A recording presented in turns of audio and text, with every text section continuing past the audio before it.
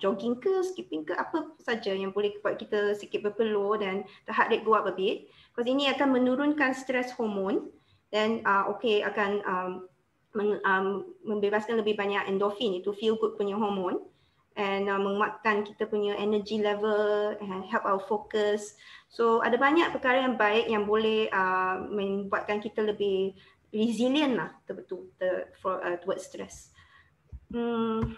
Okay, and then kerana manusia kita semua ni social creature je cakap, so memang hubungan sosial sangat penting.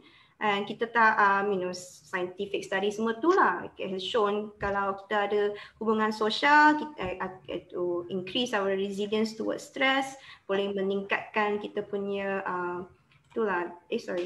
boleh meningkatkan kita punya improve our immune system, and then mengurangkan tekanan emosi, anxiety, depression semua tu, even menurunkan tekanan darah. So ini hubungan sosial ni bukan saja macam check Facebook semua tu, tapi cakap dengan kawan atau FaceTime ke apa, even phone call pun boleh dengan kawan-kawan kita, so that we stay connected lah. Especially masa-masa macam kalau ada orang quarantine atau bila during lockdown, MCO semua tu. Stress increase when we are macam isolated lah, alone. And then opposite of stress reaction yang saya describe tadi is relaxation. Relaxation memang is the opposite of stress reaction, and it can be anything lah. Or kita kerap dengar tu yoga, meditation, semua tu. Prayer pun boleh, tapi apa saja yang boleh buat kita relax is up to the individual. Ada orang yang suka gardening ke, cooking ke, baking, baca buku, dengar music, semua tu. Anything that helps you macam boleh let go, then bila boleh let go, then counter the stress reaction, then it will improve the connection to the front brain, dan boleh membantu kita access that front brain yang boleh bagi problem solving capability, to creative thinking semua tu. So the more stress, the more busy, the more kita ada macam ada crisis ke apa tu, work stress apa tu, family stress, try to find some short time, at least a short time to relax, so that you can get new idea and balance expand your perspective lah, thinking. I tak tahu di Indon, tapi di Malaysia masalah kesihatan mental itu masalah kesihatan yang kedua lah selepas heart problem semua tu. And kita memang ada lebih banyak awareness, so I think lebih banyak orang sekarang they are aware lah depression, anxiety. Tapi I think I rasa masih banyak lagi yang tak ada stigma juga, dan kadang-kadang kita ada stress tapi kita tak recognize stress tu, because not everybody is depressed or anxious. Ada juga yang seperti tadi saya share tu slide yang ada banyak physical problem, sakit kepala, insomnia semua tu. Ada yang macam lebih angry, lebih cepat marah semua tu, atau tak kurung di rumah, atau ada panic semua tu. So kesihatan mental kita bukan sahaja menjejaskan kesihatan fizikal, kesihatan badan kita sendiri, tapi of course kalau tak boleh fokus, tak ada motivation, susah nak buat kerja juga, so ada work stress juga, then of course can affect our family juga. And overall of course kita ada banyak, kalau ada banyak sakit, the blood pressure go up, ada lebih banyak problem with the physical health, or our work got problem, the family got problem, the financial problem pun akan so everything will get affected. Yes? Kalau itu dia kayaknya tuh dia jadi nggak tahu, kemarin katanya ada kue tiaw enak, kue tiaw cik. Jangan di swipe lah. Maksudnya top betul. Iya kan kita nggak mau ngeliat ini. Enggak, mau. Maksudnya gue nggak. Yuk ngapain mau ngeliat ini? Silakan bisa mute please. Yang I think so. Busur, tolong di mute, Busur. Okay. So I think ini perkara penting yang saya nak beritahu lah. All those tips earlier itu cara kita boleh prevent all these mental health problems. kesihatan mental kita bagus, then kita boleh buat kerja, kita boleh jaga keluarga, dan of course our finances pun kurang masalah. And the most important thing is kalau kita boleh identify early, pengesanan awal, kita boleh mengelakkan daripada itu affecting our functioning lah harian, then our quality of life and our family punya juga lah.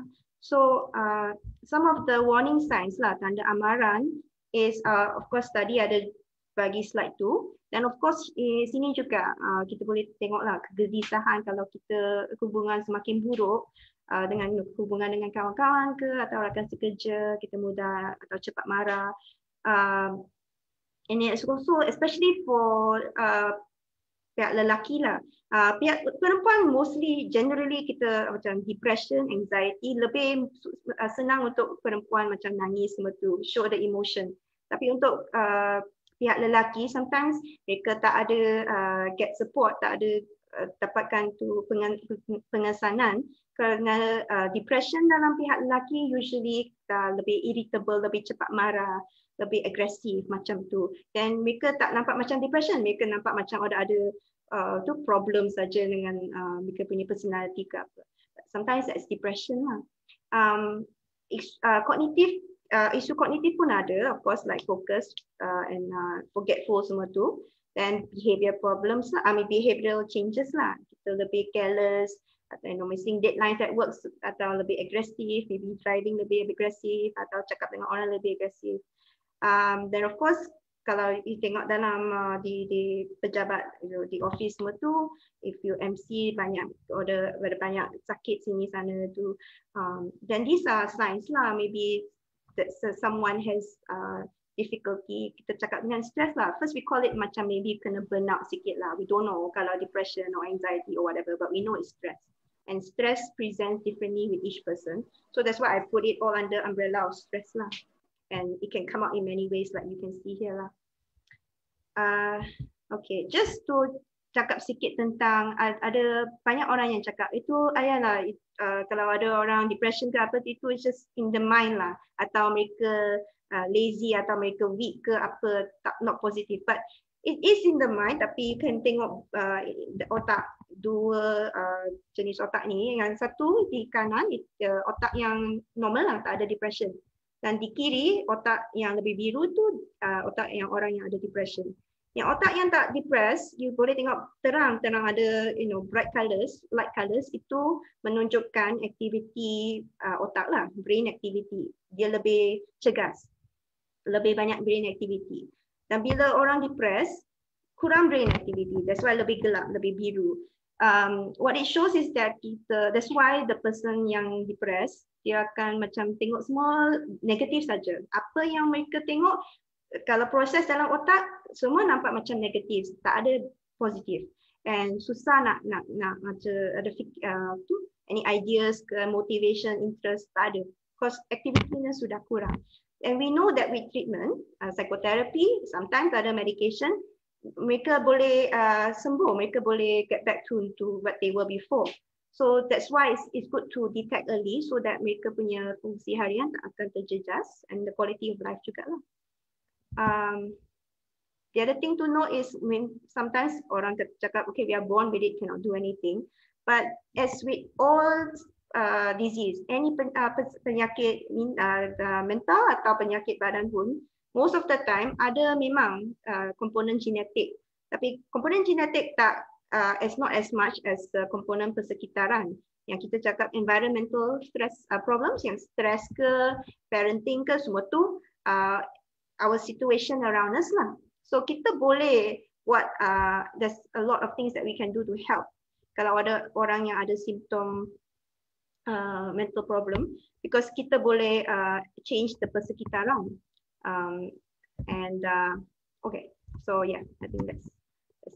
So I just wanted to macam describe sikit lah macam mana some of the common mental health problems.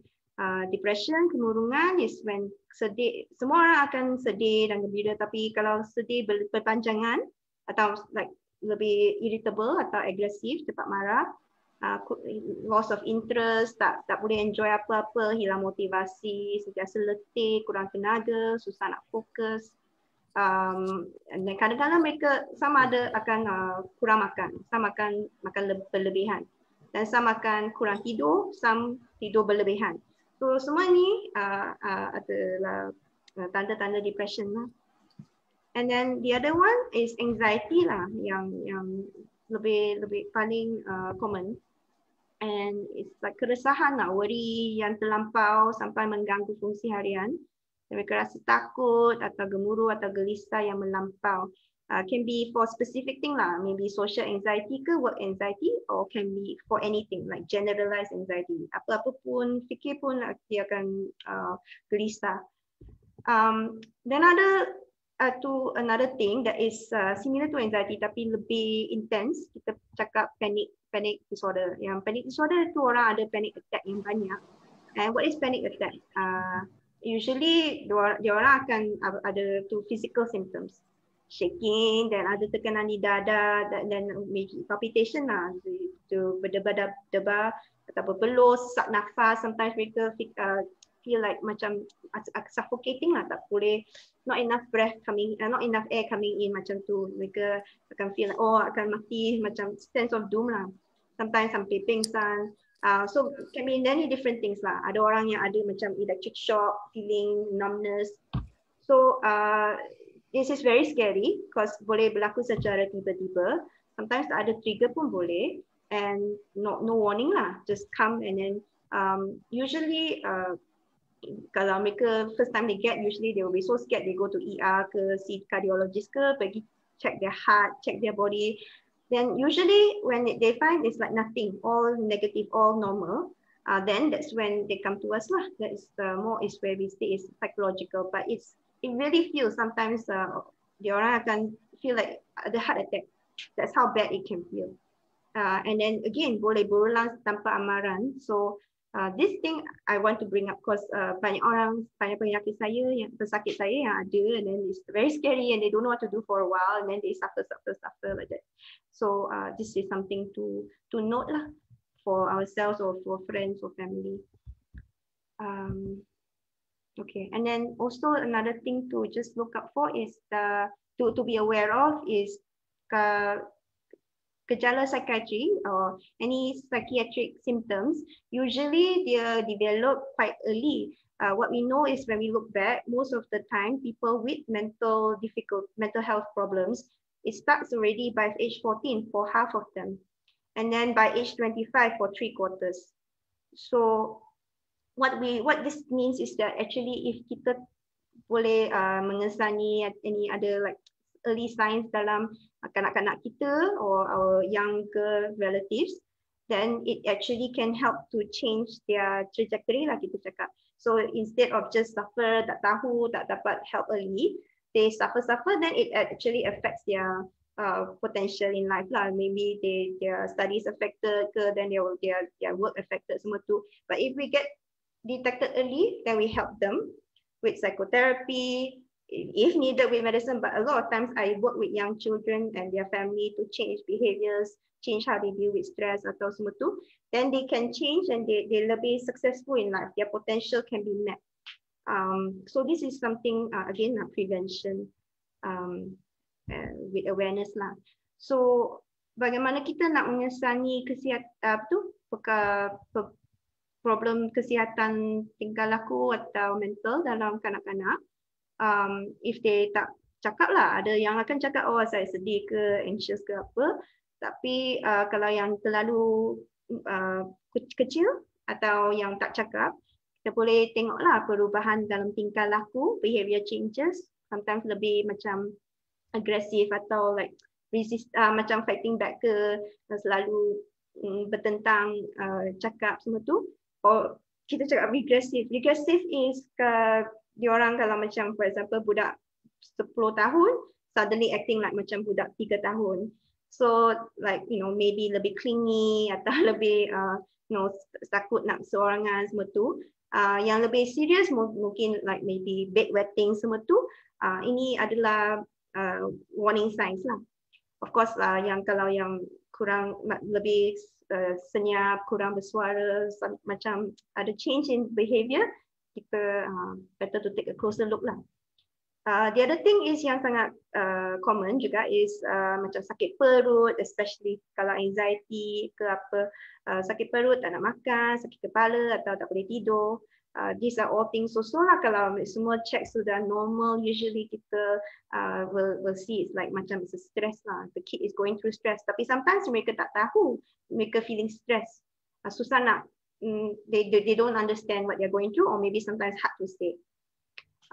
The other thing is kalau of course their daily functioning is affected lah, kalau work not doing homework ke, atau macam results dia turun, not ada the school teacher macam ada cakap sikit lah, dia tak buat kerja semua tu, change their personality at school, behavior, tak kurang bersosial dengan kawan-kawan, atau isolating themselves, atau tak jaga sendirilah. Semua ini ada any changes like that, it's good to macam take note early and get macam diagnosed properly early lah, so that anything before it becomes a true problem, we can take care of it early. Yeah, I think that is all. So, sekejap ya, open the slide again. Yeah, that's it.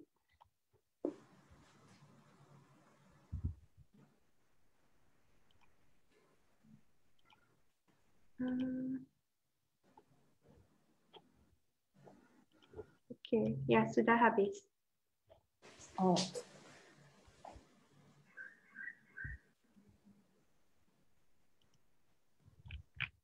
Dr. Lim, Yes.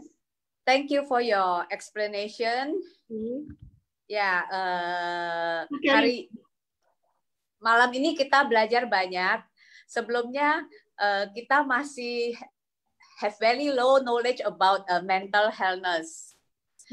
Karena selama ini terutama kita-kita yang dari Indonesia, kita hanya lebih fokus ke masalah sakit yang memang seperti sakit jantung, sakit tulang, atau sakit yang memang ada rasa sakit. Kalau mental healthness ini kan bisa terjadi dan tidak ada rasa sakit. Dan banyak yang tidak menyadarinya. Oke, tadi dokter kasih itu gambar otak yang biru lebih itu sesuatu yang bisa kita tes untuk semua orang atau bukan. Saya bagi tunjuk bagi macam education saja. Kita tak diagnose depression dengan itu imaging, tak perlu. Oh, saya kira sudah ada alat yang bisa foto otak kita dan can tell us whether stress or not stress, belum ya? Okey lah, macam ni lah. Stress senang nak diagnose. Cause kita, that's why we spend time with patients lah. Usually psychiatry punya macam consultation lama sikit. Sometimes new patient I usually spend 1 hour. Cause nak tahu mereka punya current situation, and of course their past, dan of course family history. So banyak. Dan kalau ada keluarga bersama mereka, then I ask macam keluarga punya perspektif. So with all that information, usually kita boleh buat diagnosis yang accurate. Tapi kalau kadang-kala ada orang yang different lah, macam psikosis. Psikosis itu yang bisa kita associate dengan psychiatry lah. Mereka cakap sendiri, mereka think weird itu, kita cakap psychotic lah. Yang itu if they like suddenly change, not gradually, they are not born like that. Suddenly change, then sometimes kita akan scan dia punya otak to see maybe could be brain injury ke, atau ada infection dalam meningitis ke apa. That's sometimes lah kita akan buat. But most of the time kita cakap dengan patient boleh dapat banyak information. Also by interview lah. Interview, yes. Okay. So pertanyaan lagi, tadi dengan menyambung ini pertanyaan Ibu Kerin, Dr. Lim, tadi mengenai color tadi, brain color tadi, itu yang hot color, yang yellow to red, itu maknanya correlation with oxygen level ya, atau macam mana? Bukan, ini kita panggil functional MRI. MRI biasa dia satu kali dia scan terus saja, then sudah habis. Tapi functional MRI mereka akan letakkan dalam MRI machine juga, tapi pesakit tu mereka minta pesakit tu buat aktiviti lah. Sometimes macam anything lah, maybe buat macam satu task yang simple calculation ke, or maybe dia buat macam makan apa tu, anything they want to study. Then usually the brain akan light up lah, kita cakap akan terang kalau ada response. Ada aktiviti itu macam kalau dalam otak kita ada macam chemical signal, kita cakap macam electric signal, chemical signal ada akan membuat kalau kita ada buat satu action atau satu fikiran, thought, dia akan light up. So kalau kita lighting up, that's good lah, otak kita ada response. Tapi yang depression mereka tak ada macam motivation, it's hard for them to start doing things, is memang kerana otak ada perubahan. So I just show this untuk menunjukkan bahawa orang yang depressed ke tu, mereka bukan malas, mereka bukan like purposely nak mahu macam tu, they have actually this going on in the brain that is different. Bagaimana kita nak fix this? It's like the brain is numb or something like that. In a sense, the brain is not as active, itu saja. And how to make it more active? Not active, yeah. We have to get them to start moving and doing things again, but it's hard. So sometimes kalau I usually do psychotherapy, so usually I help them deal with how to overcome the stress semua tu and get them to start moving and doing things. And then sometimes kalau a lot of times kalau lebih serious, it's very hard for them to start moving. Medications can help to get them moving lah. It help to bring down the symptoms sikit. But then to improve, they have to change lah, macam lifestyle changes. They have to do things. They have to face stress different, manage stress differently semua tu. Yang itu kita ajar dalam psychotherapy. Kalau ubat itu untuk macam symptom relief sikit lah, kita cakap. Okay. Dr. Lim, now we go to session question answer ya for all the participant yang mau bertanya. Okay. Question lagi saya. Oke, Pak Ferry mau tanya dulu ya. Oke. Jadi tadi Dr. Lim cakap tadi Malaysia itu ada mental health, the second criteria ya, the second highest in Malaysia ya. Yes. So is there ada benchmark tak atau comparison dengan worldwide punya statistik? And then in case in Malaysia itu apa banyak case-nya itu and then in the ada meningkat tak atau increasing tak over the years in the last 5-10 years, what is the pattern? Memang ada increase. Pattern itu saya tak ada, saya nak cari statistik sikit lah.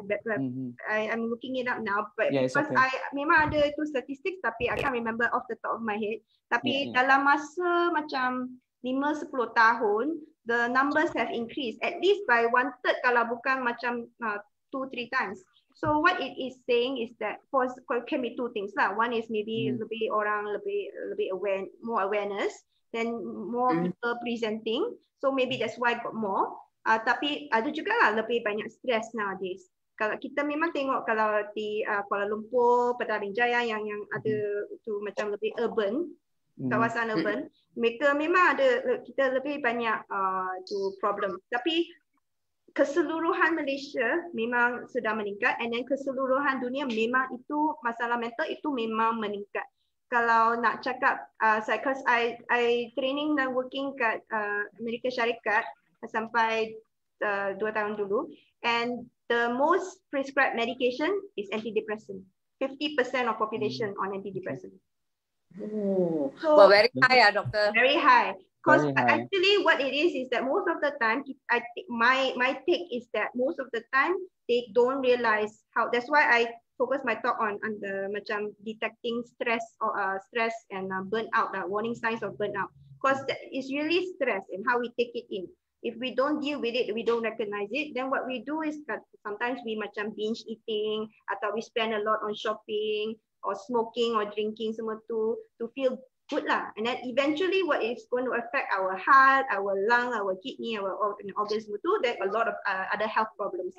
And of course we depressed lah because we are overweight, that we're spending so much on healthcare, atau our relationship is affected semua tu. So when we start from the beginning, now detect stress and burnout, then we can prevent a lot of those problems. So I think it's a lot of awareness issue lah. Lack of awareness, and then of course ada stigma juga lah. Oke, Dr. Lim, thank you. Oke, silakan kawan-kawan yang lain. Silakan yang mau bertanya. I think maybe now nowadays, yes, all this stress and all this anxiety, worries, and everything is increased. It's high, increased quite high. Yes. I think not only in Malaysia, it's everywhere, you know, because. It is amazing that sometimes when we are stressed, we do not realize that we are stressed. Yeah. You know, yeah. And then, like you said, then we got the palpitation and so on. Yeah. So it is, as it is not easy for the people, for the person to say that I'm stressed. I think or let's say, if I'm stressed, you know, I am the one who have to admit it that I am stressed. No denial, no self-denial, you know. So, because it is, like you said, very dangerous when it comes already goes to the high blood pressure and it goes deeper, must be very, very deep. So, so far, are there's quite high the patient nowadays, especially during this pandemic. You're asking me, is there a lot of patients? Yeah. Sorry, is that the question? There's so many nowadays, quite increasing, especially during this time. Oh, this question or statement? I think Miss Joyce also tried to make sure that because of this pandemic, is the number of this mental illness sickness, it has increased significantly. Yes. I tell you very simple. For number one, when you got MCO, of course, what I talked about, macam sudden change in your everyday life, everybody get thrown off. Everybody will be stressed. And then, of course, parents are stressed. Now they have to take care of the kid at home. They have to work from home. And then many office workers are stressed because 12 midnight, boss texting. So they, instead of working 9 to 5, now they're working 24/7. And of course, now it's like you have to work extra because you're not in the office. It's very hard to contact each other. You end up working until late at night. And, you know, sometimes if your boss, no family, they like to text you nighttime, anytime they call. So a lot of problems. And then, of course, financial issues because the economic problems have happened. And then, like I said, macam kita lockdown, isolation, if people live alone or they are not like with friends, and then they suffer lah. Stress will increase, anxiety, depression can increase. So memang, yes, you're right. And then you mentioned that, you know, we have to, cannot be in denial semua tu. I tell my patients this lah. I am like, if you go to the gym, the personal trainer, you don't necessarily see the personal trainer when you are like overweight, obese. Sometimes maybe you just not be fit. You want to build muscle. You don't need to be like very fat or very unfit to go to see a personal trainer. So I tell them I'm the same. For your mental health, it can always be like optimum. Kita cakap like even like athlete, mereka semua tu, business people, they will go to see they will hire consultants, psychologists to help them train their mental resilience, mental strength, and how to face problems. And then they just use it to fix their problems or to improve their performance. So I'm the same. I tell my patients that you're very brave when you sit here and you tell me your problems, but we are just going to solve your problem. There's nothing wrong. And then you see me, you'll get well. You don't have to see me anymore. I'm just a consultant. It's bukan like dulu kita ada banyak macam movie dulu yang ada all those images of the crazy people wrapped up in ada to electroshock therapy semua tu, but those are very not just outdated but very inaccurate. Memang bukan macam tu. But of course the shock factor is there lah, so that is easy. And last time people don't understand, but now we got a lot of things we understand. We got a lot of ways to help patients with their symptoms lah. But I just put it very simple. It's stress, and how you present with the stress, and how I help you deal so you can deal with the stress better. Then you don't have this problem later. Memang tu macam tu saja. Oke, next yang mau bertanya, mumpung Dr. Lim di sini, konsultasinya gratis. Sorry? Oke, yes. Saya mau tanya juga kalau Pak Ferry banyak pertanyaan. Iya nih, kayaknya menarik nih Dr. Lim. Tadi Dr. Lim mention ada gradual changes on the behavior.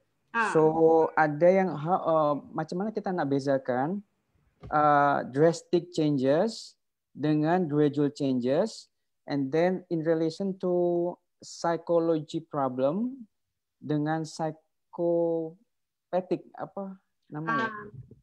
Itu macam mana kita bezakan? Kita macam orang awam, macam mana kita bezakan ya? Okay, actually that is the problem with my field lah. Kita buat orang bingung saja. I think there's too many big words dan terlalu banyak teori sini sana, ada banyak guru.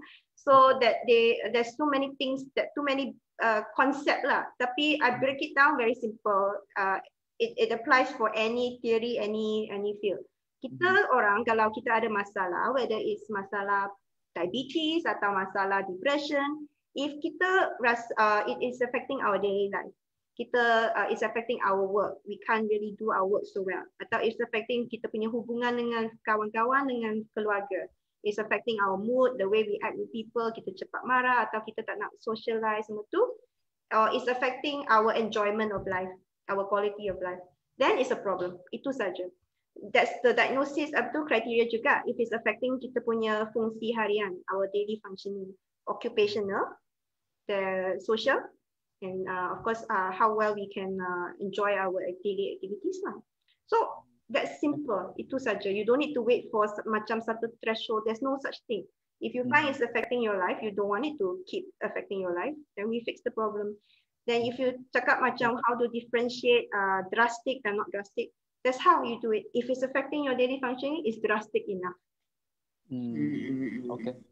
And then you cakap psychological dengan psychopathic kan.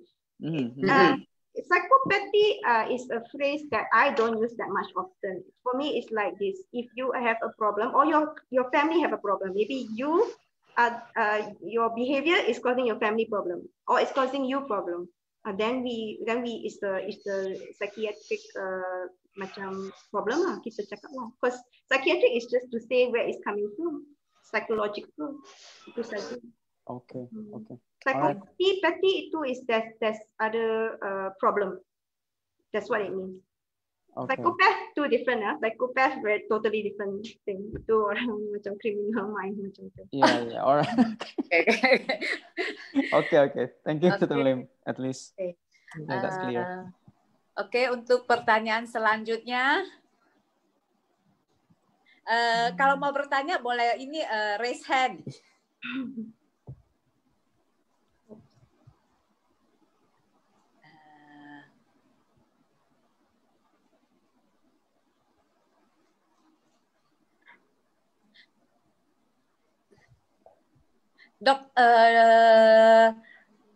Dr. Lim, I see this mental illness also affect a lot of young children. Yeah.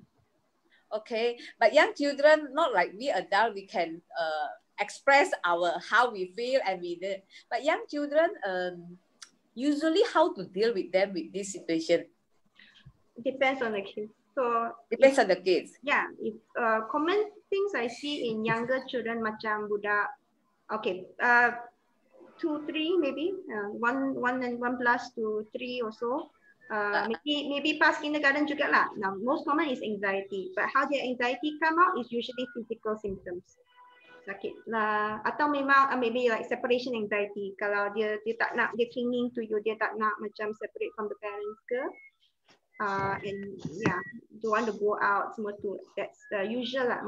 Most common is anxiety. Actually, anxiety through the ages is actually the most common. But you don't see the depression so like macam so much lah. Then as they grow older, it's like problems with school lah, problems with friends, tak nak pergi sekolah, always ada sakit perut, or like maybe they just don't want to mix with, they are isolating, atau like worried about something, then the suddenly the grades drop, semua tu. Or maybe they are like fighting semua tu. Kalau yang terjadi dengan budak-budak ini harus dibantu secepatnya ya. Oh, definitely. Kalau ada apa-apa yang kita risau tentang kanak-kanak, earlier better. Cause you think of it, if you stop it straight away, you fix it straight away. Of course, maybe the school work, their social life not affected. But the other important thing is they don't develop that identity that I am a problem child. Because we correctly identify early as, oh, he's anxious or he's got this problem now. And then we solve the problem. Because if like you let it go on, then you always go budak nakal macam tu, then they have the identity that, oh, I always get scolded, I do nothing right, I don't care. Like, it gets continued. Dr. Lim, saya pernah dengar katanya handphone, all this gadget, games, everything itu ada dampak yang cukup serius terhadap mental health. Okay, nah tu handphone ke apa sajalah, tablet ke iPad, game semua tu. The reason it's not so good is dia ada banyak stimulation, ada banyak pleasure coming from macam enjoyment, like to stimulation dalam bunyi, dalam picture, color semua tu, that is too much, that is not like the real world. Kalau kita tengok the real world, it's actually quite slow. Kalau budak yang sudah used to the YouTube semua tu, all those games semua tu, banyak stimulation, they will find the real world very boring. And the other thing is their attention span very short. They don't develop patience, they don't develop ability to macam like, okay, I can just entertain myself lah. Because itu semua entertainment datang secara pasif. That means they don't need to think, they don't need to do anything, they don't need to macam dulu lah. Orang tak ada toys, kita buat our own toys ke, play with us. That's creative, and then we can entertain ourselves. Kalau kita selalu pasif saja, receiving the entertainment saja, then of course the development of the brain is affected lah. Not to say that it's like macam they are not going to be so smart, but it is affected. The biggest problem I see is the attention. Then mereka always want to have now, fast. And if there's anything like you tell them, okay, no, you stop and wait for a while, dia tak boleh tak sabar. And then they are impatient. It's very hard for them to learn. It's very hard for them to take turns, to sit quietly and focus. Semua tu. That is the problem. Okay, thank you. Okay, dari ibu-ibu atau bapak-bapak yang lain ada yang bertanya? Ibu Ana, Ibu Suryani. Mungkin saya akan bertanya satu ya, Dokter ya. Ini saya pribadi. Masa pandemik ini kita punya rasa curiga kepada orang lain itu jadi takut untuk bertemu dengan orang. Itu bagaimana? Itu normal atau tidak, Dokter? Terima kasih. Curiga tentang apa? Takut kalau dia punya koronces. Takutnya ada virus ya, Bu. Kalau kita anxious atau takut, fundamentally itu satu protective mechanism lah. Kita of course have to be a little bit worried, a little bit anxious, so that we are careful, that we can take care of ourselves. Tapi kalau curiga atau takut berlebihan sampai tak boleh keluar, tak boleh buat apa-apa, susah nak socialize semua tu, then it's affecting our life, then it's too much lah. So it's a balance. Saya memang ada kanak-kanak yang baru saya tengok di klinik 11 tahun. Dia punya sekolah ada banyak SOP, sekarang dia takut, dia tak nak pergi sekolah. Terus dia worried lah, dia punya classmate tak jaga baik-baik semua tu. So too much is tak bagus juga. I say you ask yourself lah, is it affecting your life in a way that you don't like it to? Are you not enjoying yourself? Then okay, kita ada mesti ada balance perspektif sikit lah. Okay. Tapi kalau too hard to control, too hard to manage, then it's like macam okay lah, a bit of anxiety, then boleh kita, that's where I like psychiatrists come in lah. That's how we know. Okay, Dr. Lim, saya Ana, saya mau tanya nih, as a parents, or as ourselves, when is the time that we know that we should see you? to help us. Because feel that there is this something that we can do it at home, and then when is the time that I think we should, consulting, make an appointment to you? Insomnia, Bu, ya? On the problem, but if you ask me to give a general answer, it's like I said, when it is affecting your quality of life or the quality of life of your child or the functioning, then especially for anybody, not just children, I say don't delay. If it's like, it's not like when you see me, you are like, oh, you are macam death sentence. It's not like you're locked in for life. It's just like, I'm just a consultant. That means I can, sometimes we can help with like, okay, here's some tips you can do at home that we talk about during psychotherapy. We talk about, you can call it anything lah. Ada orang cakap counseling, talk therapy, semua tu. All it is that my way of treating you is to give you tips and help you manage behaviors or change behaviors for to treat the problem better lah. So if it's kids, then I help the parents. I sometimes will talk with the kids one-on-one also, but I usually try to bring the parents in because the parents are the biggest influence. Then I tell the parents, okay, maybe you try this or that at home so that you can manage their behavior differently. Then you will see changes. So I think earlier better. It's not like, if you have an idea that you are doing okay and this is working, then I say go ahead. But if you feel like, okay, I'm not sure what we are doing, or like, is this working? Then I can just give perspective juga. It's not necessarily I will throw medications at you and say like, okay, this is a problem. No, we have to see the patient and the family as people, and like help you get the life that you want. Itu saja. Okay, thank you. It is that we have to realize that we have problems, right? Yes. Yeah, Dr. Lim. Like that we have problems, we don't have to see Dr. Lim, Leslie. Okay, Dr. Lim, let's have a coffee. That's different. Yeah, it's difficult. Okay, thank you very much. Okay, you're welcome. Dr. Lim, maybe you can explain to us, kalau untuk consultation biasanya itu cukup satu kali visit or mesti ada package, how many visit? Because the image kita itu biasanya ke psikolog, psikiater itu masih sangat mahal, charge-nya sangat tinggi. So psychiatrist, in general, kita punya treatment because of the issue. Usually the issue is to do with our habits, behavioral habits, how we respond, how we deal with stress. Itu sudah lah macam hardwired kan. If it's a habit, it's sudah hardwired dalam otak kita. And to change those things take time. Medications can help, but even our medications sometimes take time to show full effect. So generally, our treatment is usually longer, but what we are trying to do is to change the direction of the life. Let's say if there's a certain behaviors that are making you like maybe not so underperforming and you don't reach your goals in life, or maybe you are not mixing well with friends, all that. We have to change so that you can get the kind of life and the success that you want. So it takes time. And kalau kita buat, most psychiatrists would do like macam medication treatment.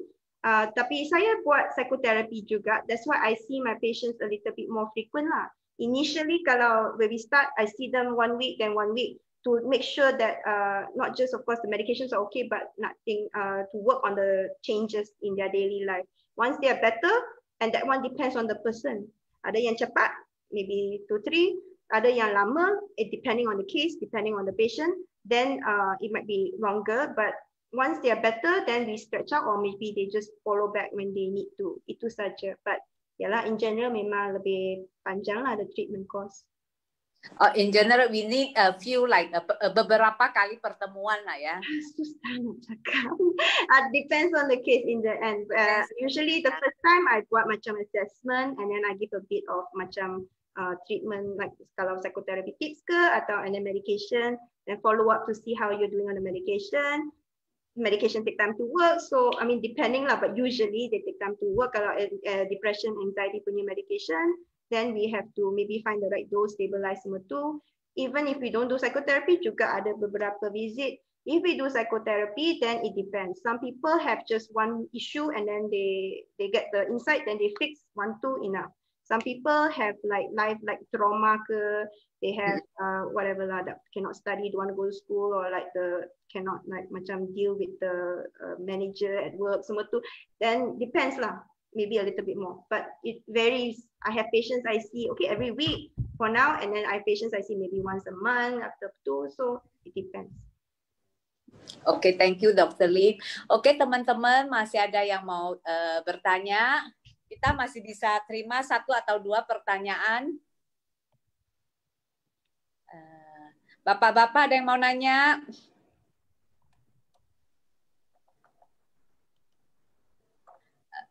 Bapak Noah atau... Karena di sini saya tidak bisa melihat partisipannya, jadi saya tidak tahu siapa yang ikut ya. Ada Pak Noah. Pak Noah mau bertanya. Ada siapa lagi? Ada Pak Michael. Pak Michael. Oh, doktor, I nak tanya. Okay, okay, I tanya on behalf lah. How to differentiate between people with depression and also the attention seeker? Because some of people, they always like comment or like post on their Facebook or Instagram, social media, like, oh, I'm so depressed, I'm so tired, Is that if they are really depressed or they just want attention? Or yang memang depressed or dia tak memang like tutup semua social media ke, like how to differentiate between the two?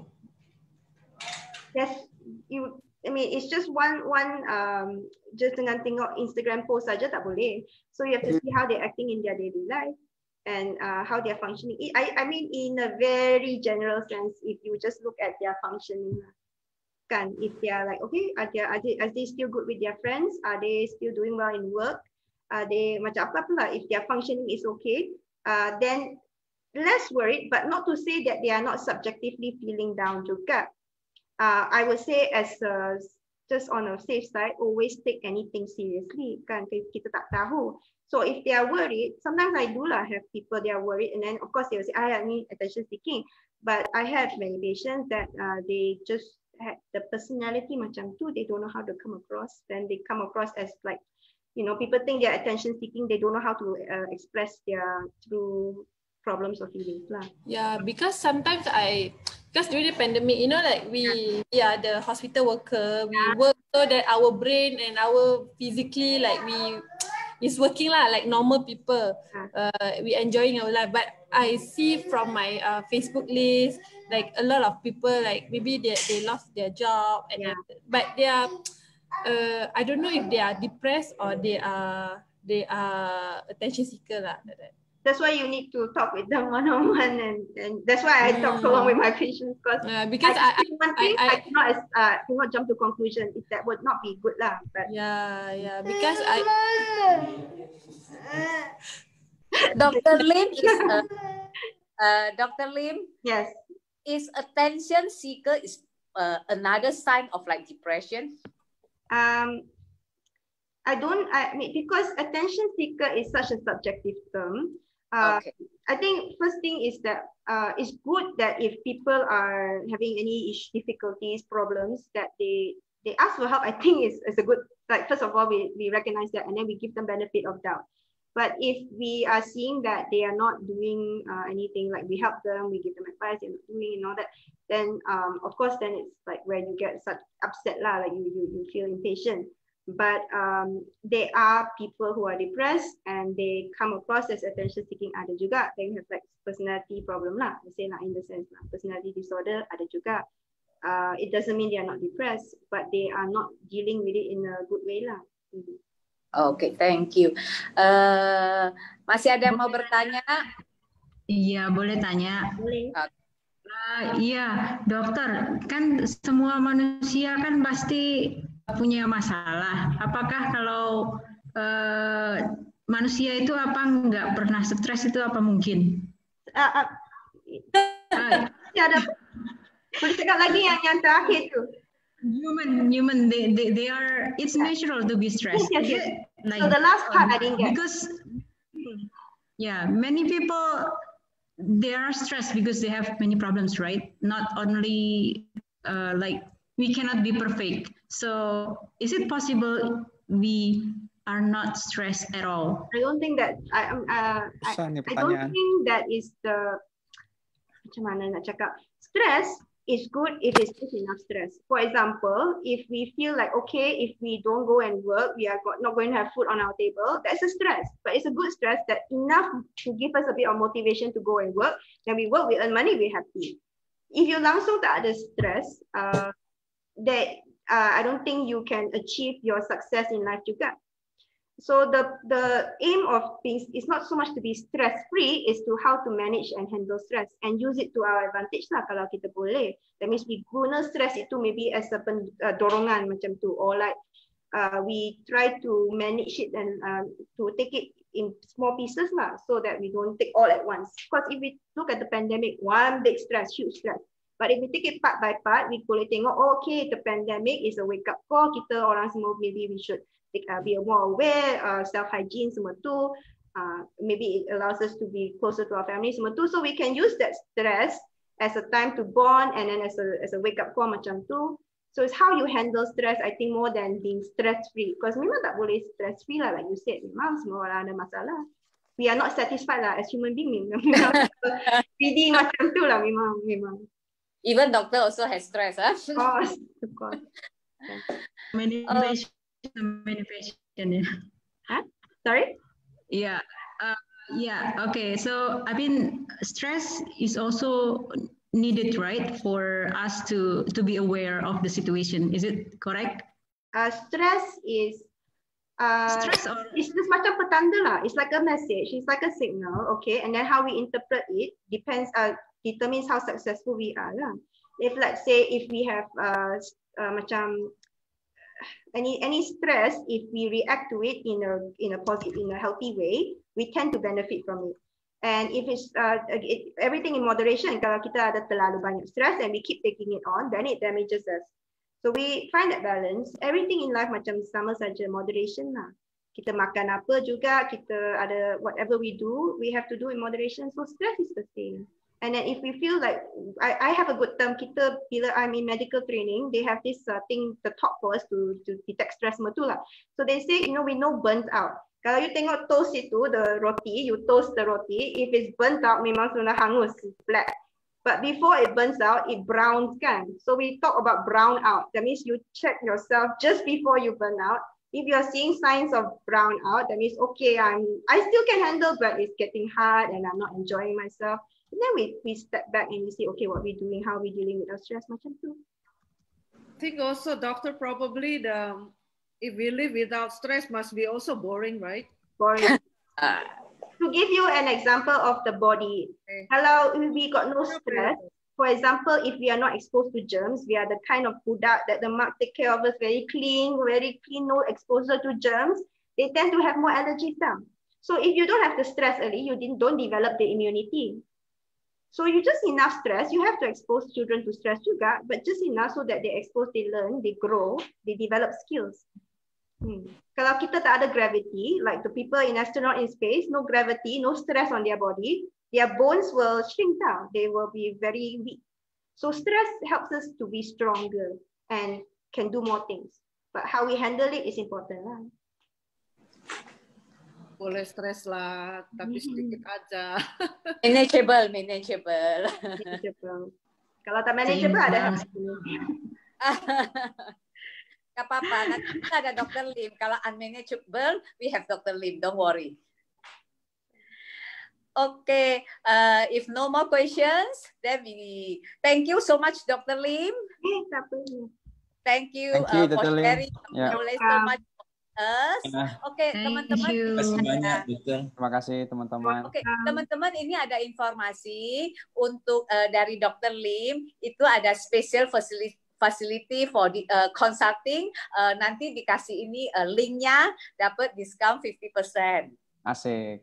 Oke, Dr. Lim setiap hari buka praktek di Sunway Velocity Hospital, dekat Sunway Mall, dekat Sunway Hotel. Hanya sekitar 10 menit dari KLCP. This Sunway Velocity is still baru 1 tahun ya, Adina? Ya. Still new. Baru 1 tahun.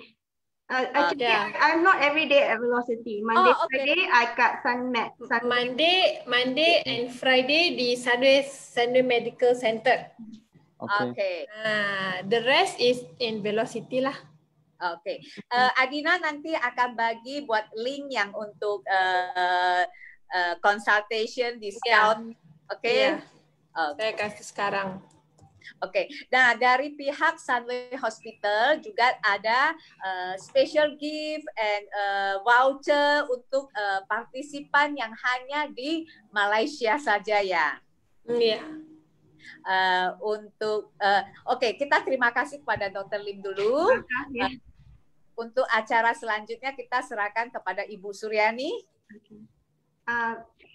Adina, yeah. Dina, so because I'm at different clinic, if they want to make appointment or whatever, I need to do it in Velocity because we now ada Velocity. Okay, so you have my phone number at Velocity kalau nak buat appointment. Yes. Because online also lah, just so they know semua tu. Ya, kita ada teleconsultation also lah. Kita udah. That's why I just want to let you all know, because usually I spend time lah, so walking susah sikit lah. Thank you, Dr. Lee. Take care. Thank you. Sebentar. Kita ada lucky draw ya. Lucky draw. Lucky draw. Okay, this is the link. And then kalau kita ada, ini untuk yang di Malaysia aja lah. Tapi kalau kita yang mau konsultasi dokter, this is the link. Dokter akan kasih 50% discount untuk first consultation, and also I have the QR code because sometimes people can scan the QR code. So it's okay lah. Just use the link lah. This one. So you can daftar tonight so that within 1 month you can use this. So you can see doctor lah. Okay? Oh yeah. Okay. Give within 1 month lah, Adina. Yeah, within 1 month. Doktor ada lagi tak? Already gone. Oh, okay. Then I will start the I share screen Ibu Suryani, please able me. Bu Suryani masih mute. Bu Suryani masih mute. Kita tidak. Bu. Oke, saya nggak bisa share screen lagi. Sudah? Okay. Sudah. Okay, so this is our we have few. So let's spin. We have three health screening voucher from Velocity lah, Sunway Medical Center Velocity. So I will click to spin. So let's see. We can use for anyone, right, Adina?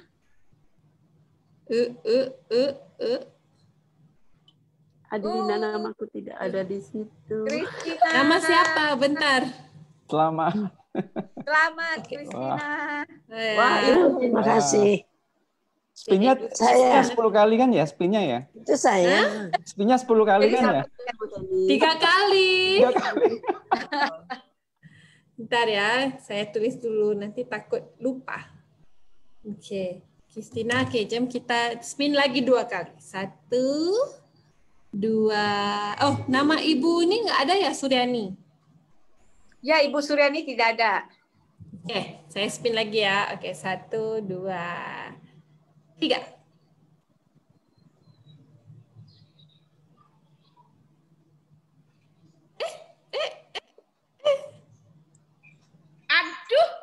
Aduh. Surwidi. Pak Widi dari KL ya? Pak Widi dari ini Pastor Widi, Bu Widi kalau nggak salah. Pastor Widi, Ibu Widi. Oh, ini Ibu Widi. Oh, Ibu Widi. Oke. Ya, lagi 1 ya. Oke. Lagi 1. 1 aja lagi. 1, 2, 3. Itu udah. Bismillah.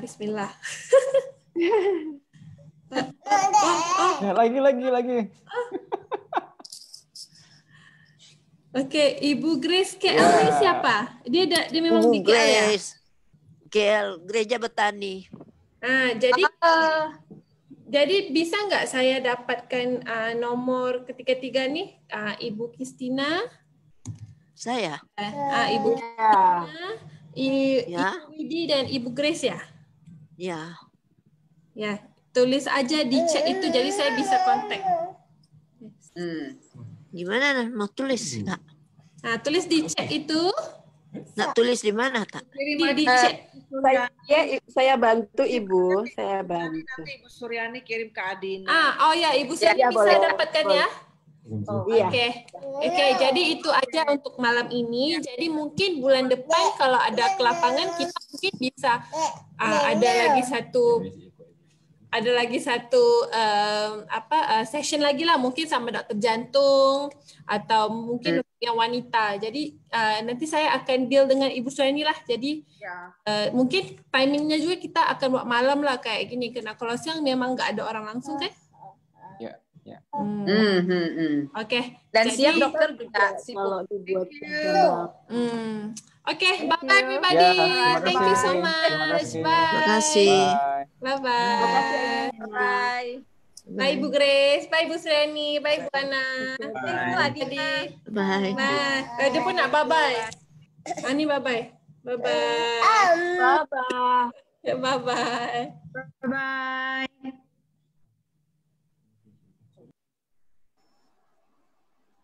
Terima kasih semua.